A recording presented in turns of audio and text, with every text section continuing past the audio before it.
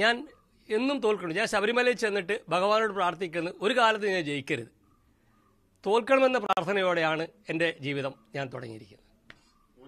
ഒവ്വൊരു തെരഞ്ഞെടുപ്പിലും ഭഗവാനോട് ഇങ്ങനെ പ്രാർത്ഥിച്ച് ഒരൊറ്റ സ്ഥാനാർത്ഥിയും തെരഞ്ഞെടുപ്പിൽ മത്സരിക്കില്ല.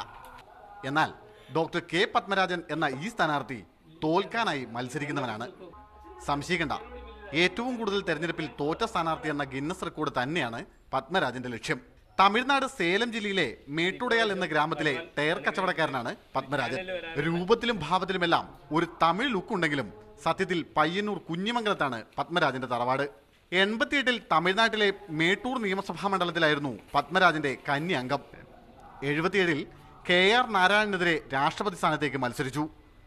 അബ്ദുൽ കലാം, പ്രതിഭ പാട്ടീൽ, നരസിംഹറാവു, വാജ്പേയി ഇങ്ങനെ പ്രമുഖർക്കെതിരെ എല്ലാം മത്സരിച്ച് തോറ്റിട്ടുണ്ട് പത്മരാജൻ. 91-ൽ ആന്ധ്രയിലെ നന്ദ്യാൽ മണ്ഡലത്തിൽ നരസിംഹറാവുവിനെതിരെ മത്സരിച്ചപ്പോൾ ഒരു സംഘം തട്ടിക്കൊണ്ടുപോയി മർദ്ദിച്ചതാണ് തെരഞ്ഞെടുപ്പിലെ ഏക ദുരനുഭവം. 2011-ൽ മേട്ടൂരിൽ നിന്നും 6273 വോട്ട് നേടിയത് തെരഞ്ഞെടുപ്പിലെ ആദ്യ അത്ഭുതവും. ഇത്തവണ വഡോദരയിൽ നരേന്ദ്രമോദിക്കെതിരെയും ധർമ്മപുരിയിൽ ഡോക്ടർ അൻപുമണി രാംദാസിനെതിരെയുമാണ് പത്മരാജന്റെ മത്സരം. പത്മരാജന്റെ ചിഹ്നം എന്താണെന്നോ? ബലൂൺ. അതിനുമുണ്ട് ഒരു കാരണം. അതെ, ബലൂണ് പോലെ പൊട്ടണം സാർ, ബലൂണ് പോലെ പൊട്ടും. സുനിൽ ഐസക്, മീഡിയ 1, കണ്ണൂർ.